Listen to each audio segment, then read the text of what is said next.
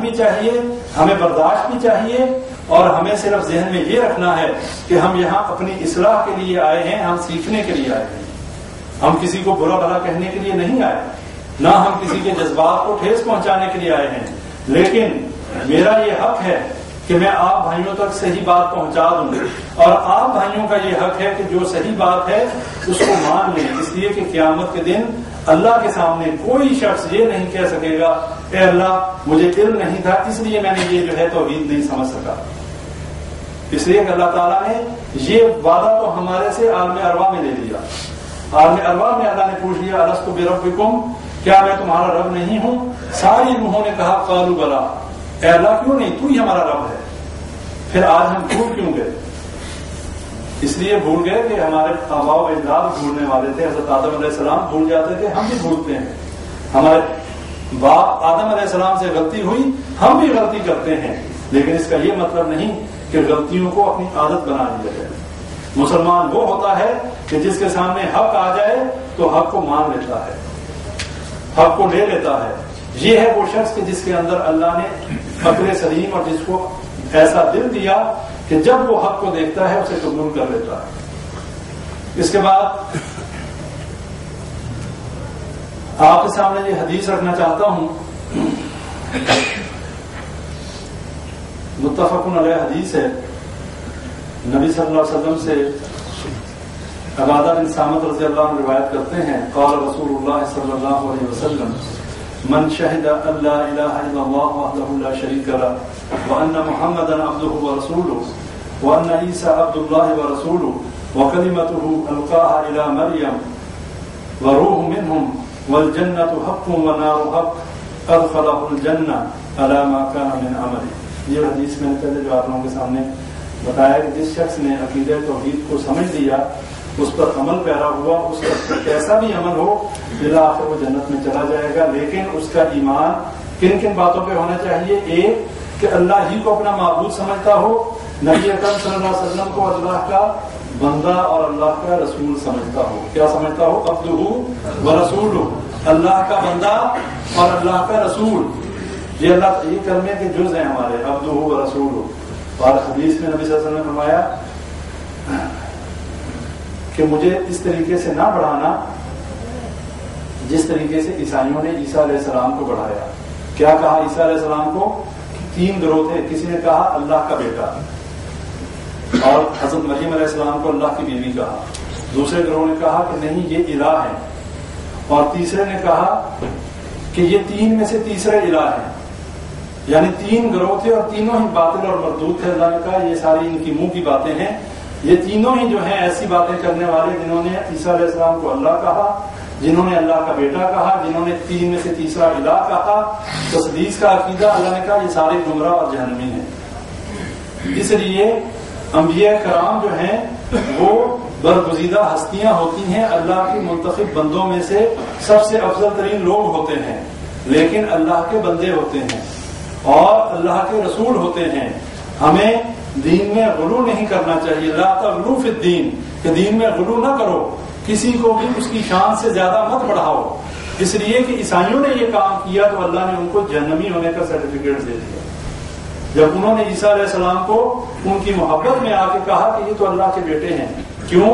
اس لیے کہ وہ کلمہ ان کے سے پیدا ہوئے، ان لوگوں نے اس چیز کو سمجھا کہ ان کا تو باپ نہیں، کچھ نے کہا کہ یہ اللہ کے بیٹے ہیں، اور کچھ نے نعوذ باللہ معاذ اللہ ان کی شان میں گستاخیاں کی اور کہا ان کا تو نسب ہی صحیح نہیں، نعوذ باللہ۔ کیوں؟ اس لیے کہ بغیر باپ کے پیدا ہوئے۔ آج کے دور میں یہ کام ہو تو ہر بندہ جو ہے اس کے ذہن میں یہی بات آئے گی، لیکن اللہ نے کہا یہ میرا معجزہ ہے، میرے کلمہ کن سے یہ پیدا ہوا۔ کیسے؟ کہ جیسے حضرت آدم علیہ السلام کو تو نہ باپ تھے نہ ماں تھی، اور حضرت عیسیٰ علیہ السلام کی ماں تھی لیکن باپ نہیں تھے، عالم ارواح میں ان کی روح موجود تھی، یہ نہیں تھا کہ عالم ارواح میں موجود نہیں تھے، روحوں میں موجود تھے، لیکن فرق یہ پڑا کہ اللہ نے کلمہ کن کہا اور حضرت جبریل علیہ السلام ان کی روح کو جو ہے پھونک کے ذریعے انہوں نے حضرت مریم علیہ السلام نے جو ہے اس کو پھونک دیا۔ اس لیے افراط اور تفریط نہیں ہونی چاہیے، نہ تو انبیاء صلحاء کی شان میں اتنا غلو کیا جائے کہ ہم نعوذ باللہ معاذ اللہ اللہ کے درجے پہ لے جائیں، اور نہ ان کی شان کو گھٹانا چاہیے کہ جس سے ان کی توہین ہو. یہ دونوں باتیں غلط ہیں. جو چیز ہمیں بتائی گئی ہمیں وہی کہنا چاہیے, اس سے زیادہ کچھ نہیں کہنا چاہیے. لہذا یہ امت جو ہے یہ تمام انبیاء کرام پر ایمان لاتی ہے. ہمارے ایمان کا یہ بھی حصہ ہے اللہ پر ایمان, رسولوں پر ایمان, اور حضرت عیسیٰ علیہ السلام کو ہم اللہ کا نبی مانتے ہیں. اس کے بعد جنت جو ہے وہ حق ہے, دوزخ جو ہے حق ہے. الجنت حق ونار حق. جو جنت اور دوزخ کے حق ہونے کو مان گیا, اللہ کہتا ہے جو جیسا بھی عمل ہوا اس کا وہ ملا کے جنت میں داخل ہوگا. اور یہ جنت اور دوزخ کو حق ماننا کیوں ضروری ہے؟ اس لیے کہ جو شخص یہ مانتا ہے کہ ہاں اچھے کام کروں گا تو جنت میں جاؤں گا, اور اگر برے کام کروں گا تو جہنم میں جاؤں گا, تو اس کے بعد پھر ظاہری بات ہے وہ انسان جنت میں جانے کی کوشش کرے گا. پھر کوئی جان بوجھ کے آگ میں تو چھلانگ نہیں مارتا.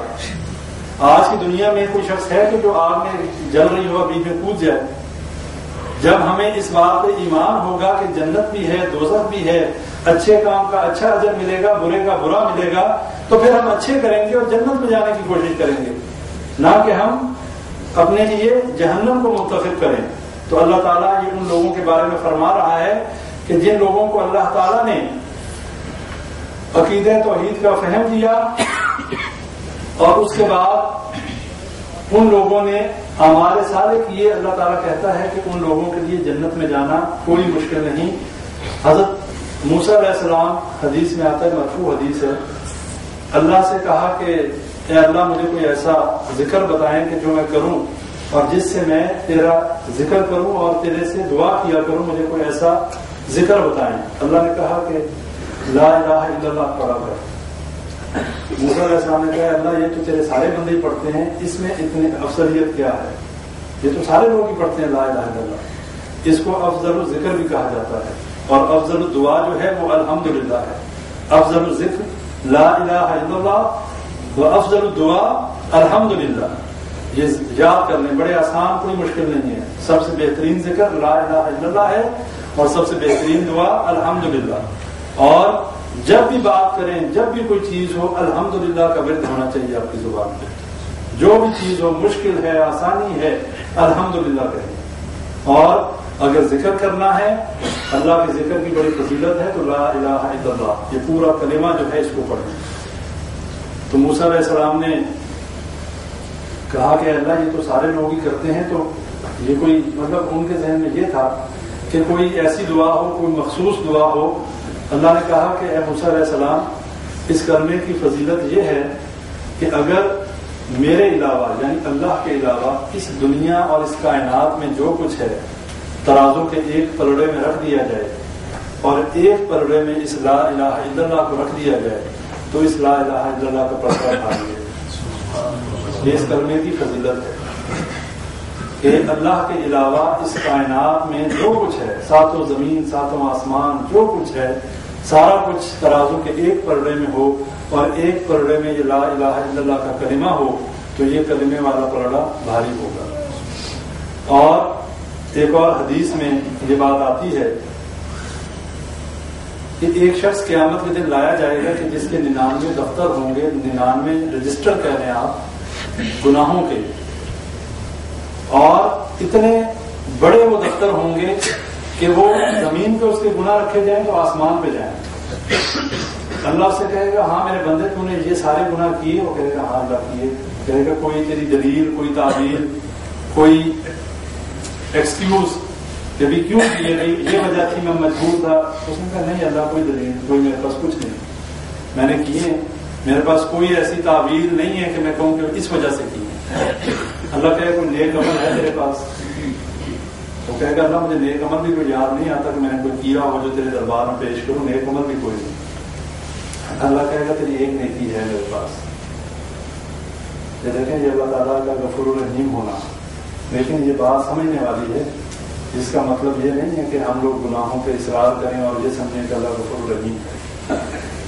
اللہ نے کہا کہ تیری ایک نیکی ہے میرے پاس.